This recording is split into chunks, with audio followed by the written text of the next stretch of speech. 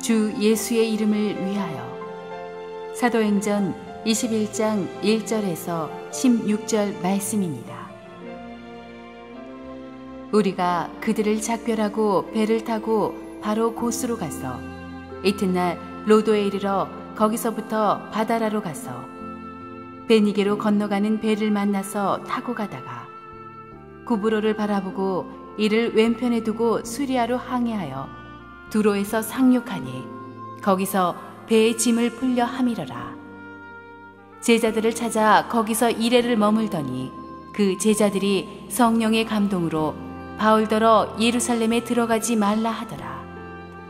이 여러 날을 지낸 후 우리가 떠나갈새 그들이 다 그 처자와 함께 성문 밖까지 전송하거늘 우리가 바닷가에서 무릎을 꿇어 기도하고 서로 작별한 후 우리는 배에 오르고 그들은 집으로 돌아가니라.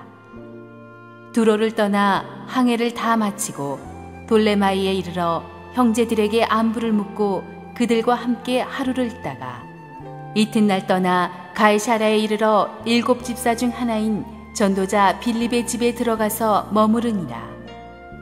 그에게 딸 넷이 있으니 처녀로 예언하는 자라.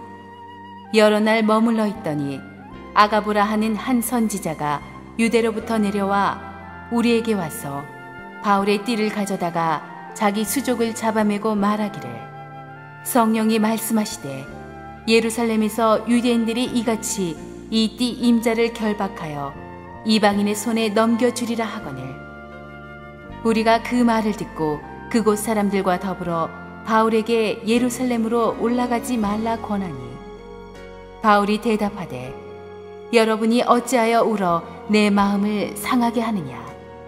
나는 주 예수의 이름을 위하여 결박당할 뿐 아니라 예루살렘에서 죽을 것도 각오하였노라 하니 그가 권함을 받지 아니하므로 우리가 주의 뜻대로 이루어지이다 하고 그쳤노라.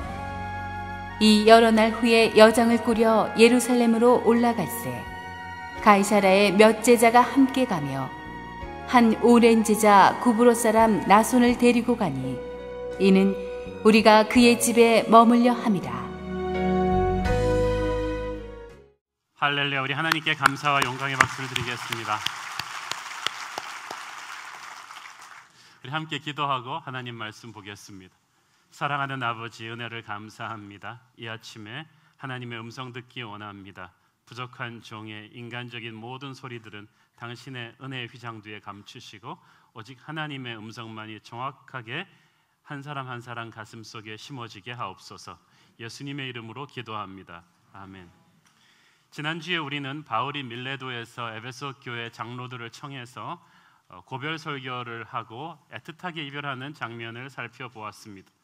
오늘 본문에서는 이제 밀레도에서 예루살렘까지 이르는 바울의 여정이 소개되고 있습니다. 사도행전 21장부터 28장까지는 사도행전이라는 큰 그 책을 놓고 볼 때 완전히 새로운 전개가 됩니다. 왜냐하면 이때까지는 1차, 2차, 3차 전도 여행을 통해서 자유인 바울이 자유롭게 돌아다니면서 곳곳에 복음을 전하고 교회를 세웠던 것이었는데 이제부터는 죄수 바울이 되어버립니다. 다음 주 본문에서부터 바울이 이제 체포가 돼서 자기 의지와 상관없이 이곳저곳 끌려다니면서 재판을 받고 우여곡절 끝에 로마까지 와서 이제 재판받게 되는 그런 스토리가 전개가 되는 것입니다. 우리가 주님이 베드로에게도 말씀하셨듯이 우리 믿음이 어렸을 때는 우리 마음대로 인생 사는 것 같습니다. 그리고 주님이 우리가 믿음이 애기일 때는 좀 많이 봐주십니다. 그런데 우리 믿음이 성숙해지고 사역도 점점 후반기로 접어들게 되면 점점 어떤 분이 나를 꽉 잡고 내 의지와 상관없이 끌고 가는 듯한 느낌을 받습니다.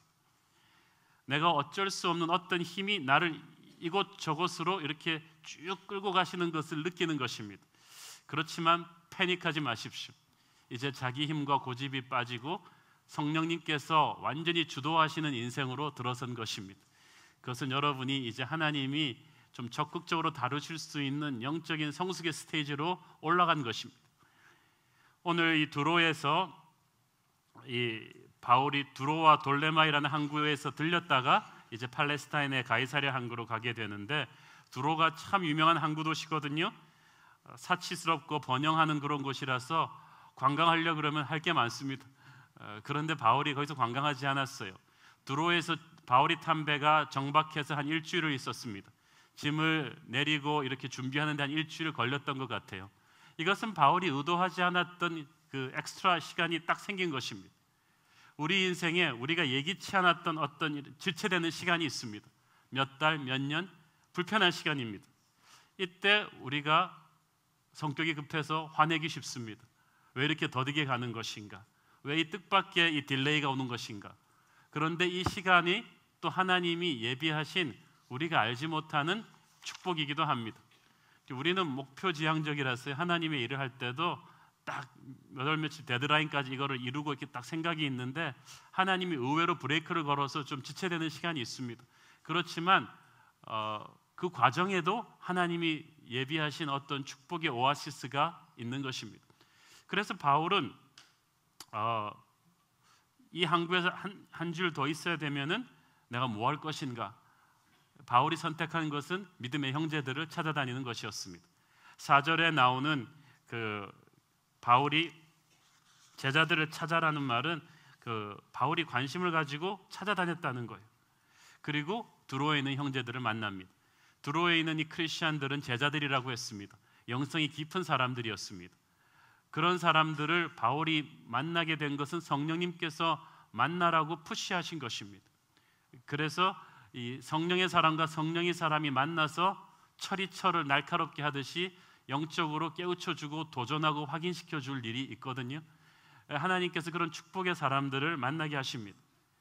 그래서 여기 사람들과 두로의 제자들과 일주일을 교제하고 나서 5절 6절에 헤어지는 거 보세요. 거의 3년 동안 사역했던 에베소의 장로들과 헤어지는 거랑 흡사하지 않아요? 울면서 그 처자들, 아내와 자녀들까지 다 나와가지고 울면서 기도하면서 헤어집니다. 여러분, 성령 안에서 만나면 일주일 만나나 3년 만나나 똑같습니다. 이 관계는 이 세상의 관계와는 다른 거예요. 세상 직장에서 혹은 술집에서 필름 끊겨가지고 만나는 그런 친구랑은 차원이 틀려요. 주님 안에서 만나면 헤어질 때 이렇게 뜨겁게 기도하며 헤어질 수 있는 그런 사이가 되는 것입니다. 여러분, 그 순모임이 재미가 없거든 그 모임에 기도를 집어넣으십시오. 그냥 우리가 순모임이 잘 안 된다 그러면 제 말을 믿고 기도를 열심히 하세요. 서로 함께 기도해주는 그 모임에 하나님의 은혜가 충만하게 임합니다. 인간적으로 저 사람이랑 좀 친해지고 싶은데 잘 안 친해진다, 부모 자식 간의 관계가 좀 서먹하다 그러면은 이 기도의 시간을 많이 가지는 것이 좋습니다. 하나님께서 은혜를 주십니다. 이 7절을 보니까 바울의 배가 또 두로를 떠나 돌레마이에 갔는데 이 작은 항구 도시 돌레마이에서 하루 있는데 거기서 바울은 또 나가서 형제들을 찾습니다. 참 그러고 보니까 이 바울이 일 중심의 사람인 것 같은데 그렇지가 않아요. 사람 중심의 사람입니다. 관계를 중시합니다. 여러분, 모든 사역은 만남을 통해서 이루어지거든요. 관계가 좋으면 어려운 일도 쉽게 풀려요. 관계가 나쁘면 쉬운 일도 어렵게 갑니다. 교회가 언제 어디서든 이렇게 서로 격려해주고 축복해주는 관계를 많이 만드는 것이 굉장히 중요합니다. 바울은 항상 그것이 있었어요. 어디를 가든지 사람이 중요해요. 그래서 찾아간 거예요. 자꾸 찾아갔다는 것은 관심이 있었다는 거예요. 관심이 있으니까 눈에 보인 것입니다. 우리가 이 관계는요 그냥 생기는 게 아니거든요. 시간과 정성을 투자해야 되는데 누군가 먼저 이니시티브를 취해야 됩니다. 그럼 누가 먼저 시작합니까? 영적으로 성숙한 사람이 시작합니다. 하나님이 우리를 먼저 사랑하신 거예요. 아브라함이 롯을 먼저 찾아온 거예요. 이게 세상 질서와 하나님의 나라 질서가 다른 것입니다. 여러분, 영적으로 먼저 성숙한 사람들이 먼저 찾아가셔야 돼요. 삐져가지고 서로 뻥 하고 있으면 그건 둘 다 영적으로 미성숙한 거예요. 그래서 여러분, 교회 먼저 오셔서 정착하신 분들이 마음을 열고 새 가족들을 막 찾아가서 품에 안으셔야 돼요. 탕자의 형처럼 왜 아버지는 새로운 사람들한테만 탕자들한테만 잘해주나 그러고 삐지고 계시지 마시고 여러분이 가셔서 새로운 사람들을 안아주고 격려해주고 축복해주는 것입니다. 바울이 그렇게 했던 것입니다. 자, 그런데 이 두로의 성령 충만한 형제들과 교제하면서 어떤 해프닝이 일어납니다. 4절에서 함께 읽겠습니다. 시작. 제자들을 찾아 거기서 이래를 머물더니 그 제자들이 성령의 감동으로 바울더러 예루살렘에 들어가지 말라 하더라. 자, 여기서 보세요. 성령의 감동으로 두로의 제자들이 바울 보고 예루살렘에 가지 말라고 말했습니다. 그런데 이상해요. 사도행전 20장 그 전장에서는 22절에서는 다른 얘기가 나와요. 20장 22절 같이 보겠습니다. 시작. 보라, 이제 나는 성령에 매여 예루살렘으로 가는데 거기서 무슨 일을 당할는지 알지 못하니라. 여기서도 성령에 매여 compelled by the Holy Spirit, 성령님의 이끄심을 받았다고 돼 있어요. 그런데 분명히 바울을 이끌어서 예루살렘으로 가시는 성령님이 이 두로의 제자들한테 감동하셔서 이 제자들은 예루살렘으로 가지 말라고 하는 거예요. 그러면 20장의 성령님은 용기 있는 성령님이고 여기 있는 성령님은 비겁한 성령님이 온 것입니까? 왜 한 성령님인데 두 가지 목소리를 내겠습니까? 여기서 우리가 첫 번째 의문점을 던지는 것입니다. 그런데 본문의 의미를 잘 살펴보면 그게 아닌 것을 알 수가 있죠. 성령께서 바울을 예루살렘으로 가게 한 것도 맞고 성령께서 두로의 형제들을 감동시킨 것도 맞는데 바울이 예루살렘에 가지 말라고 한 것은 두로의 형제들이지 성령님이 아닙니다. 성령님께서는 이 두로의 형제들에게 바울에게 보여준 것과 같은 예루살렘에서 바울을 기다릴 고난을 보여준 것뿐이에요. 스파크로. 그런데 그것을 보고 이 두로의 형제들은 해석을 인간적으로 한 거예요. 아, 그런 고난이 기다리고 있는 것이면 바울 선생님을 보낼 수 없다. 자, 여러분, 제가 오늘 설교 내내 말씀할 것이지만은 계시보다 더 중요한 것은 해석과 적용이거든요. 바울로 하여금 성령님께서 예루살렘에서 있을 고난을 보여주셨습니다. 그런데 그 말은 바울 보고 예루살렘으로 가지 말라는 말이 아니라 그것을 준비하라는 말입니다. 자, 성령께서 죄의 길이기 때문에 절대 가서는 안 된다고 아예 딱 막을 쳐버리는 그런 단호한 음성이 들릴 때가 있어요. 이스라엘을 저주하러 가는 발람 선지자에게 나타난 하나님의 천사가 그런 거죠. 그렇지만 의롭고 옳은 길, 하나님의 길이지만 고난의 길인 것을 미리 알아서 마음의 준비를 하고 기도의 준비를 하라고 보여주는 경고가 있습니다. 바울의 경우가 후자의 경우죠. 이 해석을 우리가 잘해야 된다는 거예요. 이 주제를 우리가 계속해서 보게 될 것입니다. 바울이 탐배가 마침내 팔레스타인 서쪽 해안 도시인 가이사라에 도착합니다. 여기서 이제 남동쪽으로 100km만 육로로 내려가면 예루살렘에 들어가게 돼 있습니다. 여기서 바울이 누구를 만나느냐, 어느 집에 묵느냐 하면 빌립 집사의 집에 묵습니다. 아, 빌립 오래간만에 나옵니다. 7장, 8장에서 등장했던 인물로 초대교회 7대 집사, 특히 스데반 집사와 함께 초대교회 역사에 가장 엄청난 활약을 했던 분이죠. 그게 20년 전 얘기예요. 빌립은 사실 바울 전에 지상명령인 세계선교의 문을 연 사람입니다. 왜냐하면 사마리아 복음화로 빌립이 시작했거든요. 오직 성령이 너희에게 임하면 너희가 권능을 받고 예루살렘과 유대와 사마리아와 땅끝까지 갈 것이라고 했는데 이 사마리아가 너무나 어려운데요. 가장 가까운 데 있는 땅인데 유대인들한테 심리적으로 가장 가기 싫은 땅입니다. 우리로 말하면 일본입니다. 북한입니다. 가장 가까이에 있지만 가장 싫은 땅이에요. 그런데 다 가기 싫어하는 사마리아를 빌립이 간 거예요. 그래서 사마리아에 성령의 세례가 내리게 하고 부흥이 일으키게 한 다음에 또 빌립은 광야로 가서 이디오피아 내시에게 복음을 전하죠. 그 내시를 통해서 아프리카의 복음의 문이 열립니다.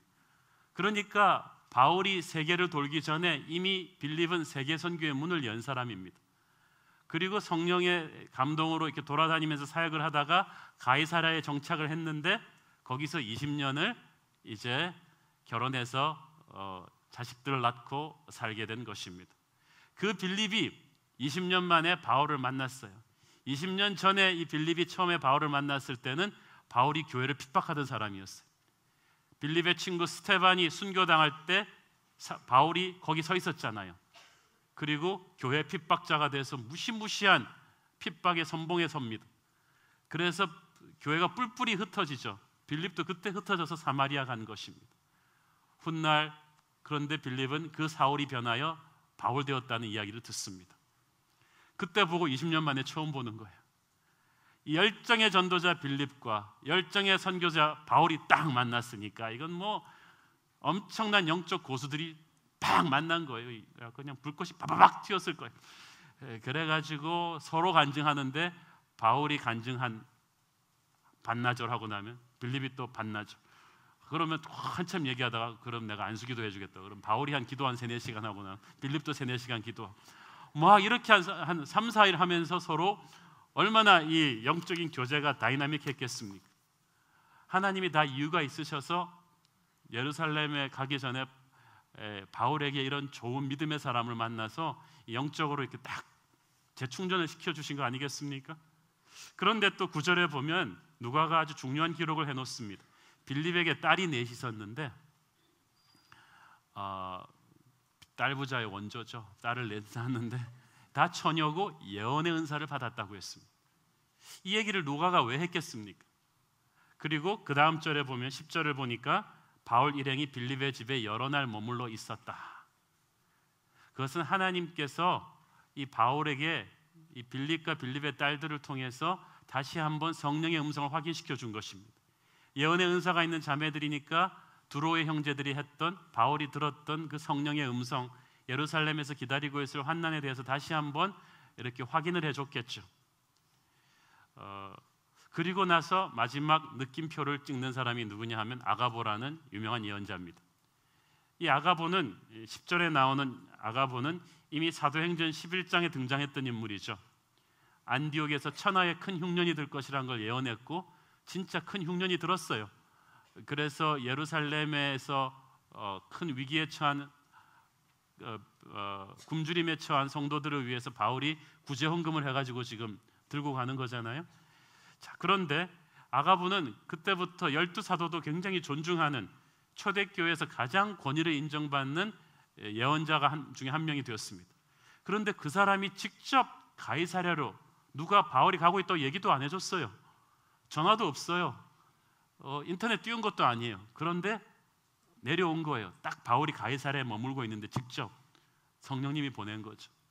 그리고 이 아가보는 이때까지 바울이 여러 사람을 통해서 들었던 음성에 대해서 마지막 구체적인 그림을 딱 그려줍니다. 이 11절 다시 한번 같이 읽겠습니다. 시작.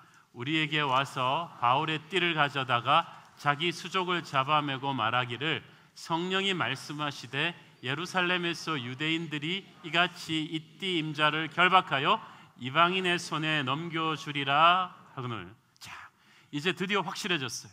바울이 드디어 정확하게 자기한테 올 환난이 어떤 것인지 딱 알았어요. 이때까지는 고난과 환난이 기다린다 했는데 정확하게 이 그림을 이 아가보가 딱 그려준 거예요. 이제는 여기서 보면 우리는 중요한 레슨을 배울 수가 있는데 하나님께서 여러분의 인생을 인도하시는 음성을 들려주실 때 원타임으로 한번 딱 하고 끝나는 것이 아니라 여러 번 확인을 해주십니다. 처음에는 바울 자신에게 직접 들려주셨어요. 이게 정말 중요합니다.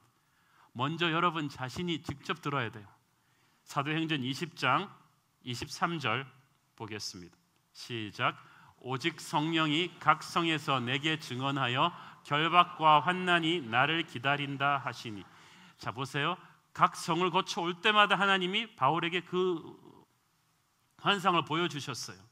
그런데 또 오늘의 본문 4절에서는 두로의 그 성령 충만한 제자들이 그 환상을 확인시켜 줬죠. 그리고 빌립과 빌립의 딸들이 또 확인을 시켜주고 예루살렘에서 가장 인정받는 예언자인 아가보까지 내려와서 구체적으로 예루살렘에서 당할 고난을 확인시켜 줍니다. 여러분이 하나님의 음성의 진위를 확인하려면 이 믿음의 공동체의 확인이 필요해요. 정말 중요합니다. 예언의 은사가 우리가 환상을 보길 원하고 우리의 앞날의 인도하심을 듣기를 원하고 하나님의 음성, 환상을 중요하게 생각하는데요. 중요한 것만큼 사탄의 보이스피싱이 많기 때문에 이걸 조심하셔야 됩니다. 처음에는 자기 자신이 직접 듣고 그 다음에는 영적으로 성숙한 공동체 형제들이 확인해 주고 말씀으로 확인하고 이 과정을 거쳐야 돼요. 그 예언의 은사는 결코 솔로 게임이 아닙니다. 아무도 듣지 않은 환상을 혼자 들었다고 하면 그 사람은 돈키호테입니다. 왜냐하면 하나님께서는 교회의 덕을 세우기 위해서 예언의 은사를 주시기 때문에 이 사람이 교회에서도 이렇게 섬기는 것이 불성실하고 감정의 기복이 심하고 직장생활도 막 왔다 갔다 하고 가정에서도 막 집에서 애들 밥도 잘 안 해주고 막 이런 사람이 환상을 보았다, 예언을 들었다, 이게 말하는 건 거의 100% 가짜입니다. 하나님은 질서의 하나님이시기 때문에 은사를 주실 때 교회 공동체를 허물어뜨리면서 말씀의 권위를 허물어뜨리면서 그렇게 주시지 않거든요. 그래서 환상을 자기가 하나님의 음성을 들을 때 말씀으로 확인하고 교회 공동체 영적으로 성숙한 사람들에게 몇 번씩 확인하는 게 중요해요. 고린도전서 14장 32절 보겠습니다. 시작. 예언하는 자들의 영은 예언하는 자들에게 제재를 받나니 The spirits of prophets are subject to the control of prophets. 예언하는 자의 영이 한 사람만 있는 게 아니라는 거예요. 그래서 여러분에게 말씀하신 성령님이 저에게 말씀하신 성령님과 같은 분이라면 체크가 될 거라는 거예요. 자, 여기서 우리가 또 주의 깊게 보아야 할 점이 있는데, 성령께서 예루살렘에 가면 환난과 결박이 기다린다고 말씀하셨지 바울에게 가지 말라고 말씀하지는 않으셨다는 것입니다. 아까도 우리가 다루었듯이 가지 말라고 한 것은 형제들이었어요. 바울의 안위를 걱정하는 그들의 애틋한 인간적인 감정에서 비롯된 해석이었다는 거예요. 그것은 그러나 하나님의 뜻은 아니었어요. 하나님의 뜻은 바울로 하여금 다가올 고난을 피하라는 것이 아니라 미리 각오하고 준비하라는 것입니다. 하나님이 어떤 이미지를 보여주실 때 대학 입학 시험이 어렵다는 환상을 보여주셨을 때 어떻게 해석하겠습니까? 대학까지 말라는 하나님의 뜻인가 보다, 그렇게 해석하겠어요? 여러분 편한 대로? 아니에요. 어려우니까 준비하라는 뜻입니다. 예비하라는 것입니다. 자기에게 다가올 십자가를 미리 보시고 겟세마네에서 기도로 준비했던 예수님처럼 인간적인 생각을 버리고 기도로 준비하라는 것입니다. 사실 인간적으로 생각하면 바울도 할 말이 있죠. 주님, 제가 굳이 예루살렘에 가서 죄수로 잡혀야 됩니까? 제가 지금 얼마나 선교 전도 잘합니까? 제가 다니면 몇 군데 도시 더 다니면서 그 시간에 복음 전하고 성경도 더 쓸 수 있지 않겠습니까? 라고 세상적 비즈니스 마인드로 생각할 수도 있어요. 바울이 아마 사업가라면 그렇게 얘기했을 거예요. 그러나 여러분, 인간적인 생각으로 하나님의 뜻을 그렇게 해석하면 안 되는 거예요. 하나님의 계획은 그가 지금 이 시점에서는 죄수로 잡히더라도 잡히는 거예요. 로마로 가는 거예요. 그래서 하나님의 바울이 이때까지 해온 방법이 아닌 다른 새로운 방법의 세계를 여는 것이었습니다. 12절을 보니까 누가를 비롯한 동행한 모든 사람들이 바울에게 가지 말 것을 권했습니다. 바울을 사랑했기 때문이었습니다. 이들이 말린 것은 그것이 하나님의 뜻이어서가 아니라 바울을 사랑했기 때문이었습니다. 그런데 애지간한 사람 같으면요, 동역자들이 그렇게 말리면 안 그래도 무서운데 예루살렘 가기, 역시 하나님의 뜻인가 보다 라고 그냥 못 이기는 척 예루살렘 행을 포기했을 수도 있겠죠. 아마 저와 여러분 같으면 거의 90% 그렇게 하지 않았을까 생각이 됩니다. 그런데 참 바울 대단한 사람이에요. 13절 같이 읽겠습니다. 시작. 바울이 대답하되 여러분이 어찌하여 울어 내 마음을 상하게 하느냐? 나는 주 예수의 이름을 위하여 결박당할 뿐 아니라 예루살렘에서 죽을 것도 각오하였노라 하니라. 울면서 만류하는 사람들한테 너희들이 울어서 왜 내 마음을 아프게 하느냐? 그리고 중요한 말을 합니다. 내가 죽을 각오까지 했는데 예루살렘에서 성령께 결박당한다고 했는데 그 정도면은 괜찮지 않냐는 거죠. 여러분이 최악을 각오하면 다른 건 다 쉬운 거예요. 최악을 결심하고 사는 사람에게는 애지간한 고난이 아니에요. 어떻게 보면 이 형제들의 만류에도 불구하고 고생을 사수하려고 하는 바울의 고집이 이해하기 어렵습니다. 바울이 그토록 집착하는 주의 뜻, 주 예수의 이름을 위하여, 이것이 과연 무엇이었겠습니까?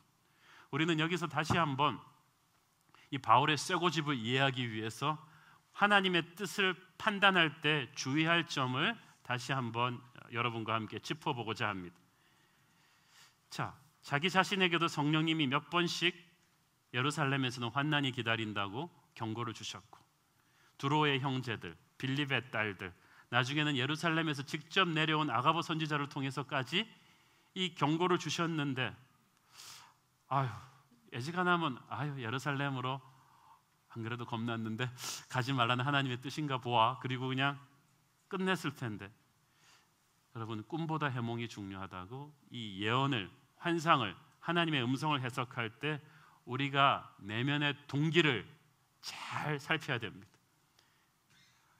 형제들이 말린다는 건 핑계고요, 실은 진짜 친한 형제들의 말이라고 해도 그게 나한테 편하고 좋으니까 여러분이 하신 거잖아요. 여러분한테 안 좋은 일이면 그거 합니까? 아무리 형제들 뜻이라도. 여러분이 진짜 죽고 못 사는 여자면 형제들이 말린다고 결혼 안 하세요? 그런데 별로 마음에 안 드니까 한 사람만 말리면 오케이, 그리고 그냥 탁 놓아버리는 거지. 핑계가 생긴 거지. 보통 사람들이 자기중심적으로 주님의 뜻을 해석하기 때문에 주님의 뜻이 뒤틀리는 거예요. 오늘날 주님의 뜻, 하나님의 음성, 이것만큼 오용되고 있는 단어가 어디 있습니까? 왜냐하면 우리는 항상 자기중심적으로 생각하기 때문이죠. 어떤 크리스천 농부가 송아지 2마리가 태어나서 한 마리는 주님께 드리겠다고 선포했습니다. 부인이 물었습니다. 여보, 어떤 송아지를 드릴 거야? 아이고, 키워보고 결정하지. 소들이 크기 시작했습니다. 갑자기 병들어서 한 마리가 죽었습니다. 크리스천 농부는 말했습니다. 여보, 하나님의 소가 죽었네. 그런 거지. 그런 마음을 가지고 있으면 하나님의 소는 항상 죽게 돼 있습니다. 아니, 죽는 게 항상 하나님의 소입니다. 그러니까 여러분이, 우리가 하나님의 뜻이 몰라서 안 하는 게 아니고 자기중심적으로 우리는 그냥 너무 100% 굳어 있어요. 자기가 편하고 좋은 쪽으로 결론 나는 것이 주님의 뜻이라고 우리는 믿습니다. 그렇게 믿고 싶기 때문입니다. 아들 중 하나를 하나님께 드리겠습니다. 그러면 항상 드리는 아들은 공부 못하는 아들이, 수능시험 떨어져서 갈 대학이 없는 아들, 주여 받으시옵소서. 물론 하나님이 세상에 천하고 약한 자도 쓰십니다마는 마음을 그렇게 잡수시면 안 되죠. 얼마나 많은 사역자들이 바울과 같은 시점에 처했을 때, 그들을 보다 어려운 환경으로 부르실 때 좋은 교회, 바쁜 사역을 핑계 삼아 그곳에 남아서 안락한 생활에 머무르려고 합니다.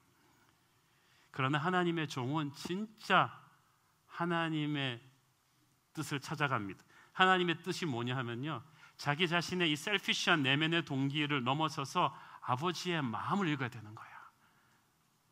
자, 여러분, 하나님이 보여주시는 환상 뒤에 있는 아버지의 마음이 있어요. 고난과 환난이 기다리는 예루살렘을 보여주실 때 가지 말라는 마음이었겠어요? 십자가를 예수님에게 보여주셨을 때 너가 안 줘도 된다고 보여주셨겠어요? 그게 아니잖아요. 엄마가 아들한테 전화해서 애야 김치 담가놨으니까 가져가라 그럴 때 그 엄마 마음을 모르는 아들은 택배로 붙이세요 엄마 그럴 텐데, 엄마가 김치 진짜 주고 싶어서 택배 때문에 택배를 못해서 전화했겠어요? 그 김치 픽업하는 김에 너 얼굴 좀 보자는 거 아니겠어요? 우리가 하나님의 음성을요, 그냥 낼름 그렇게 겉모습만 보고 이해하지 말고 아버지의 마음을 읽어야 돼요. 바울은 예루살렘의 고난의 환상을 보여주시는 하나님의 마음을 빨리 픽업한 거예요. 저는 여러분이 아버지의 마음을 빨리 알기를 바랍니다. 그러니까 이 성령의 사람은 그 아버지의 마음을 딱 받는 순간 아버지의 인도하심으로 가는 거예요. 그러니까 주위 사람들의 만류에 흔들리지 않는 거예요. 실은 사람들 보기에는 쇠고집 같지만 실은 하나님께 대해서 고집이 없기 때문에 사람들이 뭐라 그래도 흔들리지 않는 거예요. 이게 거꾸로 된 사람이 진짜 문제죠. 하나님한테는 쇠고집이고 사람들은 누가 이 얘기하면 확 흔들리고 누가 제 얘기하면 확 흔들리고, 그러나 하나님의 음성을 듣고 항상 하나님한테 설득당하는 사람은 이렇게 사람들 눈치를 보고 막 흔들리지 않습니다. 자, 왜 이 시점에 성령님께서 바울을 환난이 기다리는 예루살렘으로 인도하셨을까요?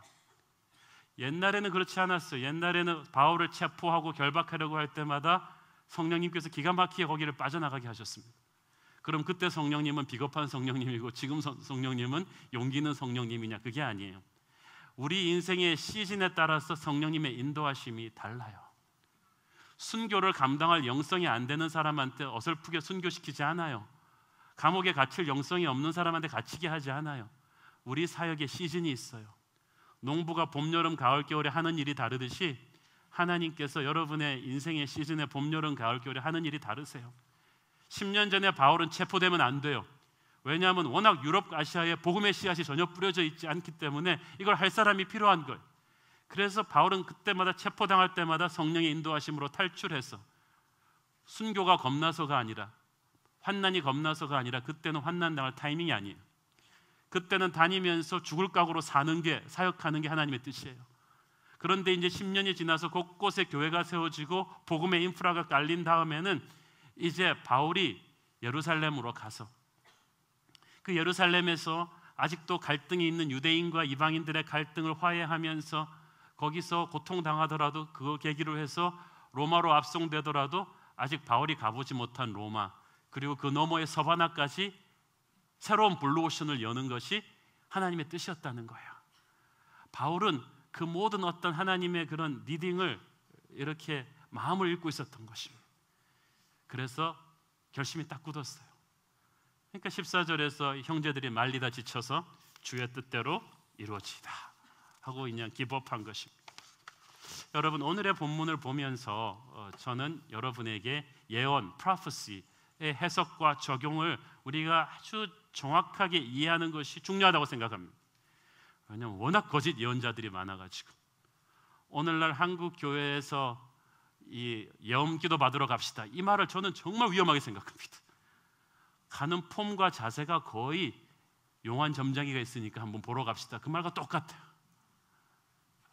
예언기도 받으러 갑시다. 여러분 조심하기를 바랍니다. 예언은요, 여러분이 알지 못하는 미래의 길흉, 화복을 점치는 게 아닙니다. 그래서 우리 이 며느리감을 결혼시켜야 될지 안 해야 될지 우리 예언기도 받으러 가봅시다. 그렇게 갔을 때 이 며느리와 결혼하십시오, 이 며느리는 안 됩니다라고 예언기도 해주는 사람은 100% 같지 않습니다. 하나님은 점쟁이가 아니에요. 하나님이 보여주는 하나님의 뜻은 그런 게 아니라는 말이에요. 그리고 하나님의 뜻은 하나님과 친한 사람에게 보여주세요. 십자가의 보혈로 거듭난 사람, 날마다 평소에 말씀과 기도로 아버지의 마음을 알고 있는 사람에게 하나님이, 그리고 아버지의 뜻을 순종할 사람에게 보여주는 거지, 오늘의 운세 보듯이 하나님의 뜻 뭔지 한번 알아보자 이런 사람한테는 절대 안 돼요. 사람들의 그런 연약함을 이용해서 함부로 점치듯이 하나님의 이름을 팔아서 이 주식 사십시오, 여기 결혼시키십시오, 이렇게 말하는 거짓 예언자들이 너무나 많다는 거죠. 사탄의 보이스 피싱이에요. 자, 여러분, 예언이라는 그 히브리 말은요, 하나님의 입이 되는 것입니다. 하나님의 말씀을 전하는 거예요. 그래서 예언자는 말씀 충만한 사람이어야 합니다. 예언의 은사를 받았는데 평소 성경 공부 아무것도 안 하는 사람이다, 계시록이 어디 붙었는지 말라기가 어디 있는지도 모르는 사람이다, 100% 가짜입니다. 여러분들한테 예언의 은사가 왔잖아요. 그러면 무조건 여러분 1, 2년은 말씀 공부하셔야 됩니다. 바울은 삼층천까지 본 사람이지만 아라비아 광야에서 3년을 깊이 또 말씀을 읽고 묵상하며 하나님의 음성이 체크되게 했습니다. 하나님은 질서의 하나님이 것이거든요. 말씀을 통해서 역사하시는 성령님이 교회 공동체를 통해서 역사하시는 성령님이며 여러분 개인을 통해서 역사하시는 성령님 한 분이세요. 그래서 다 크로스 체크가 되게 돼 있다니까요. 예수님을 믿고 거듭난 사람은 다 각자 하나님의 음성을 듣지만 예언의 은사를 받은 사람은 좀 더 세밀하게 듣습니다. 그렇지만 그들에게 준 하나님의 또 특별한 사명이 있어요. 예언의 은사를 받은 사람들도 첫째, 자신의 불완전함을 인정해야만 합니다. 우리가 아무리 영적으로 거듭나고 이 예언의 은사를 받았다고 해도요, 워낙 우리가 죄 많은 세상에 몸담고 살거든요. 그리고 여러분 신문 보고 세상 사람들과 얘기하고 TV 보고 이러고 살면요, 어쩔 수 없이 무의식 속에 여러분의 가치관이 상당히 세상적으로 물들어 있어요. 그래서 하나님이 보여주시는 음성은 깨끗한데 내가 보는 눈이 깨끗하지 않아서 내가 픽업한 하나님의 음성이 완전하지가 않아요. 이거를 우리 자신이 인정해야 합니다. 고린도전서 13장 12절 보세요. 시작. 우리가 지금은 거울로 보는 것 같이 희미하나 그때에는 얼굴과 얼굴을 대하여 볼 것이요 지금은 내가 부분적으로 아나 그때에는 주께서 나를 아신 것 같이 내가 온전히 알리라. 그러니까 예언의 은사가 있는 사람도 자신이 보는 것이 완전한 것이 아니라는 것을 인정하고 사셔야 됩니다. 그리고 얘기해 줘야 돼요. 그렇게 솔직히. 예를 들어서 여러분 2시간짜리 영화가 있는데 그 영화 프리뷰 선전은 2~30초입니다. 그러면 그 영화 한 2~3시간짜리 영화에서 중요한 장면만 팍팍 떼서 프리뷰를 만들어요. 그 영화 프리뷰 선전을 보면은 그 영화가 대충 어떤 것인지 힌트는 잡지만 나중에 진짜 영화를 보면은 풀로 다 보면 그게 아닌 경우가 또 많잖아요. 우리 인생 몇십 년에서 하나님이 보여주는 어떤 장면이 탁탁 있다는 거예요. 그런데 그걸 보고 전체 인생의 패키지를 함부로 판단할 수가 없다는 거예요. 힌트는 받지만. 예를 들어서 차가 경부고속도로로 진입하는 환상을 여러분이 봤어요. 그럼 하나님이 부산 가서 사역하라는 뜻인가 보다 라고 단정하겠습니까? 천안에서 내릴 수도 있잖아요. 대전에서 내릴 수도 있어요. 천안 대전 할 것 없이 한남대교에서 타가지고 양지에서 내릴 수도 있어요. 그런데 중요한 건 그러므로 우리가 보여주는 것은 불완전해요. 희미해요. 힌트를 보는 것이지 그걸 가지고 과거, 현재, 미래를 다 하시는 하나님의 마스터 플랜을 다 이해할 수가 없어요. 그리고 대개 뭔가를 보여주실 때는 우리를 준비시키시는 거예요. 이건 두렵고 떨리는 것입니다. 예언의 은사를 가진 사람들은 그래서 항상 자신의 한계를 인정할 수 있어야 돼요. 저는 미국에 세계적으로 인정받는 예언의 은사를 받은 사역자들과 몇 번 만나본 적이 있는데 겸손하세요. 꼭 같이 기도하는 또 한 사람의 친구 사역자가 와서 크로스 체크를 하게 하고 꼭 그렇게 얘기해줘요. I feel that this is what God is saying to you through me today. 지금 당신에게 나를 통해서 하나님이 이 말씀을 주시는 거라고 저는 믿습니다만은 But I'm not perfect. 저도 불완전합니다. You have to check it with the word of God yourself. 당신이 말씀으로 다시 한번 체크해 보십시오. I could be wrong. 저도 틀릴 수가 있습니다. 라고 얘기해 주는 거예요. 정직하게. 저는 그 말을 들었을 때 이 사람의 영적인 권위가 존경스러워지더라고요. 그런데 오늘날 거짓 예언자들이 얼마나 오만합니까? 그냥 이런 거 사지 마! 못 가! 막 사람 때리기도 하고요. 어떻게 그렇게 무례해요? 성령님께서 그렇게 무례한 예언의 은사를 키우셨습니까? 예언은 하나님께서 분명한 목적을 가지고 주시는 것입니다. 고린도전서 14장 3절부터 4절까지 보시겠습니다. 시작. 그러나 예언하는 자는 사람에게 말하여 덕을 세우며 권면하며 위로하는 것이요 방언을 말하는 자는 자기의 덕을 세우고 예언하는 자는 교회의 덕을 세우나니 즉 예언의 목적은 성도를 권면 그러니까 격려하고 encourage 하는 거죠. 또 위로하고 기가 죽어 있는 사람을 comfort 상처받은 사람을 위로하고 또 교회의 덕을 세웁니다. edifying the church 교회가 건강하게 자라게 하고 화목하게 하고 평화를 이루게 합니다. 그런데 거짓 예언자한테 예언을 받으면 시험이 들고 형제간에 불화가 일어나고 가정이 깨어지고 교회가 분열이 일어납니다. 여러분이 예언을 받고 났는데 더 마음이 불안하고 혼란스럽고 좌절에 빠진다. 가짜입니다. 가짜 예언자를 나사렛 예수의 이름으로 그냥 잊어버리기를 바랍니다. 하나님의 성령께서 주시는 예언은 그런 게 아니에요. 우리를 살리고 힘들지만 어려운 길을 주님의 길이니까 선택하게 하고 교회의 덕을 세우는 그 길로 인도하십니다.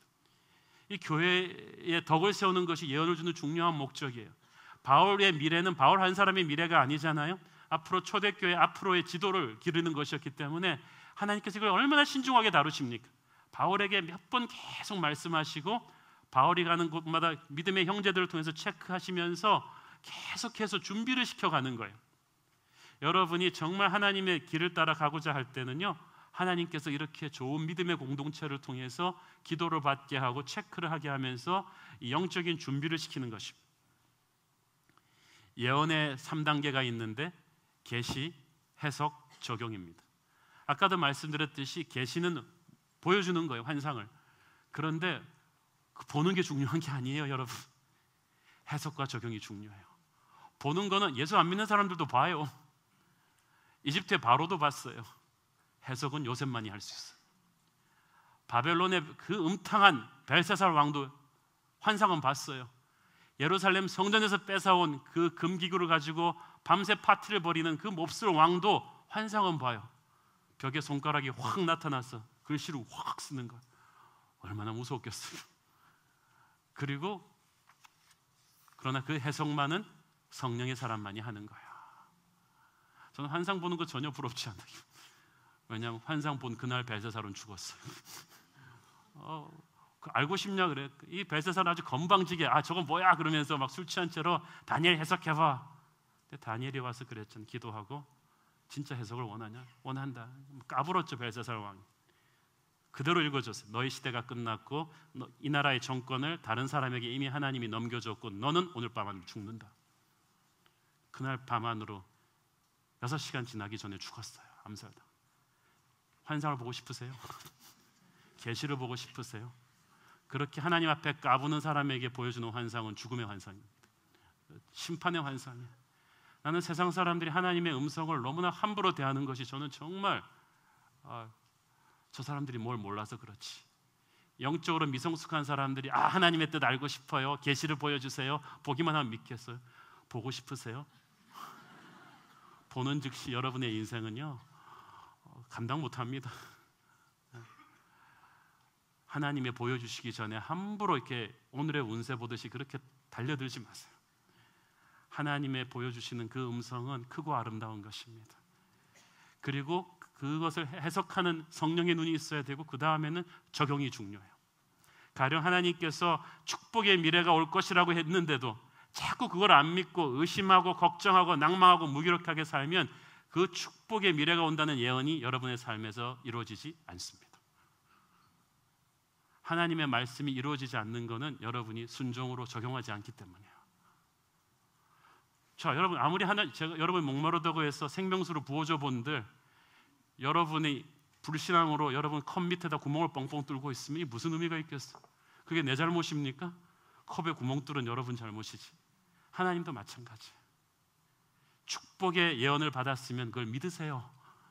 은혜의 예언을 받았으면 그걸 믿고 순종하셔야 돼요. 그래서 어떤 경우는 이렇게 처음에는 그걸 봤을 때 내가 잘 이해가 안 돼도 하나님의 마음을 읽고 순종을 하면 하나님께서 그걸 해석이 되게 해주세요.